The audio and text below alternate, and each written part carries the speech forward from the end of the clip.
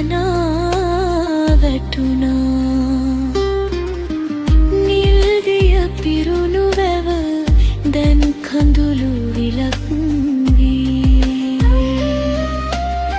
වලාකුළු පාවී අහසම බිඳීකින් තුරුලතායිරා ගෙවල් දොරවල් බිඳී ඉතිරි වූ දේ මොනවදෝ හිත විමසයි. අම්මගේ පපුව පිපිරී යනවාසේ කන්ද බිඳී වැටුණා හන නොදැනී.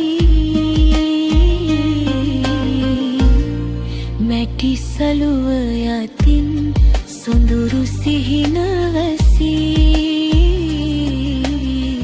සදාකාලික නින්දට ගියා දරුන්. නැවත අපි ගස් සිටවමු මුල් බලා හිඳිමු. සොබාද හම රැකගෙන දේශය ගොඩ